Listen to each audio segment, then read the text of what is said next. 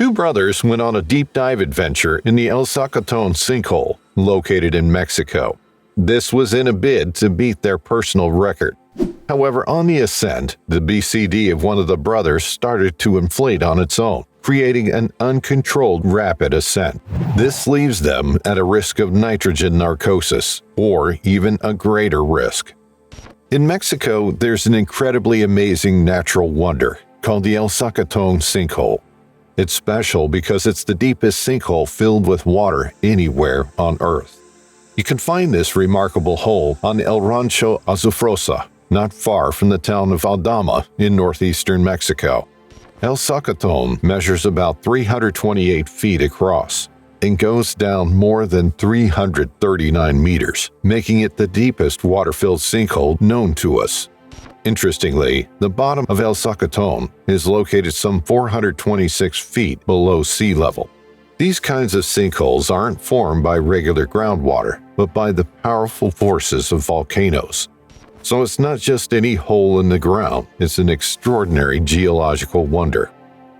El Zacaton sinkhole is part of a special place called Sistema Zacaton, a place full of amazing underground features that you won't find anywhere else in the world. In fact, there are about 20 unique features in this area, like sinkholes, caves, and springs. These natural wonders were created by really hot groundwater that comes from deep within the earth because of volcanic activity. Now, out of all these features, the El Zacaton sinkhole stands out the most. It's not only the deepest of the 5 unusual sinkholes here, but it's also the most famous. Professional divers got really interested in this incredibly deep hole back in the late 1980s. Since then, El Zacaton has been a big deal in the world of scuba diving. People have even broken some world records for diving here. So this dive location is a place where history is made for divers. Finan Lewis, 35 years old, was a high school geography teacher who had a store where he sold diving equipment. Finan and his brother Rex, a soldier, were known in their neighborhood for their love of diving. They started diving in high school after they lost a close family member in the sea. Ever since, the brothers have utilized every opportunity they have had together to explore the underwater world. When Finan was diagnosed with critically high blood pressure, he was advised to stop diving because it could be fatal. To show support for his brother, Rex also stopped diving, with a promise to resume when his brother was physically fit to return to the underwater world. After his blood pressure was declared not critical again, the brothers were eager to return to the sport. Finan and Rex Lewis decided to beat their personal deep dive record of 180 feet 2 years later. Diving for them is all about getting better and having fun while at it. So they came to the decision that they would deep dive to 246 feet. Having agreed, they embarked on weeks of physical training. During the training, Finan appeared to be a little rusty and not well enough for any physical training, especially since he stopped diving for a while due to critically high blood pressure. However, having treated it, he was eager to go back to diving. So they concluded that he would improve his psychology and diet. The brothers made a long list of positive diving affirmations, which they listened to before any practice dive.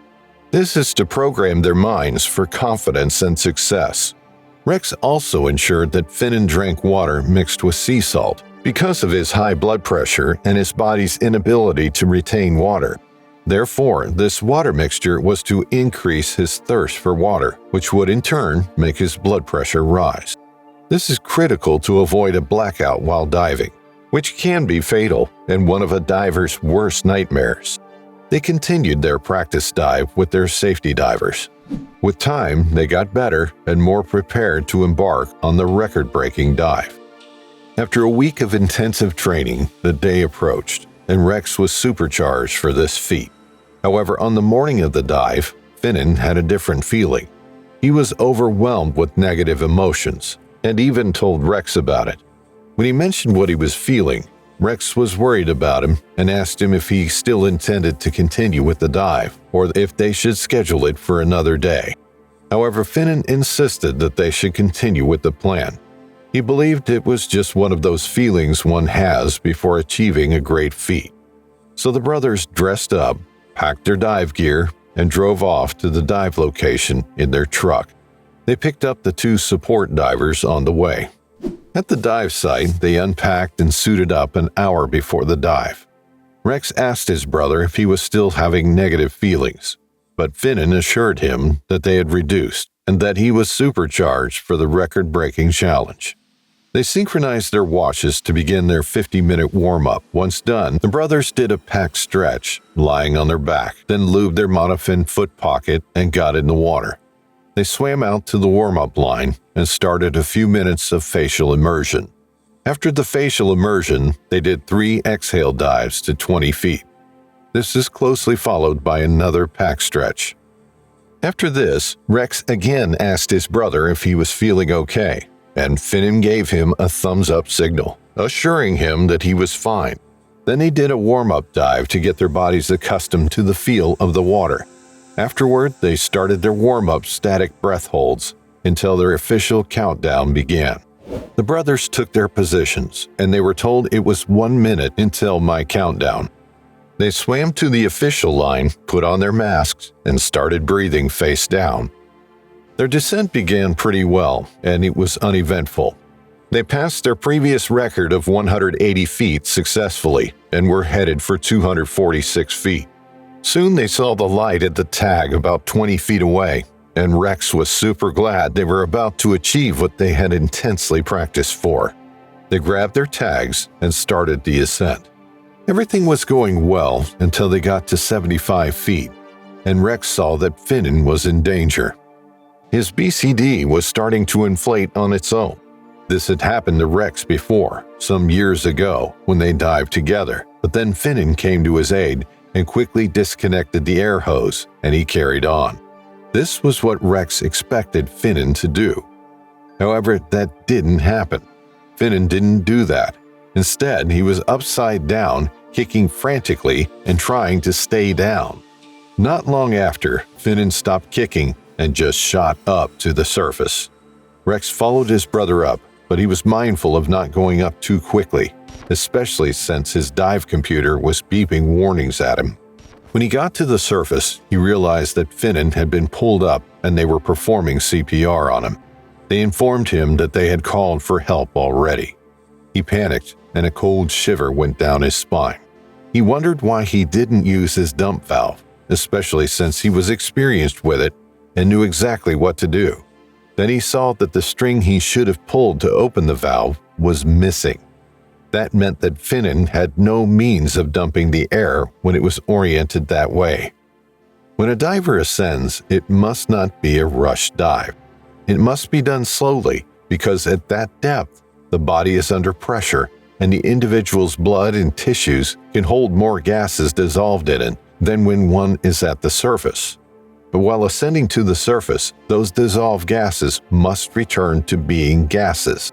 Therefore, while on a slow ascent, the diver breathes those gases out. But if the ascent is fast, they will turn into gas bubbles that will be within the arteries and veins before they can be vented out, which can be fatal. This leads to embolisms and decompression sickness. This is why divers have decompression stops and ascend slowly. Unfortunately, before Finan could be transported to the hospital, he had stopped breathing. When an autopsy was done, they discovered that he panicked and died of low blood pressure.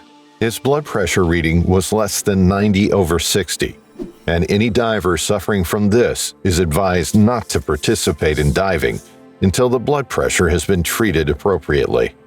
Because if it had only been the rapid ascent, he could have been treated in a decompression chamber.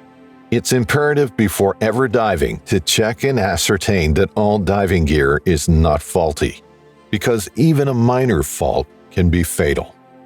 We would like to thank you for watching this video. If you enjoyed watching, take a dive on the like and subscribe buttons and hit the bell icon so you get notified when we come back with another exciting cave diving story.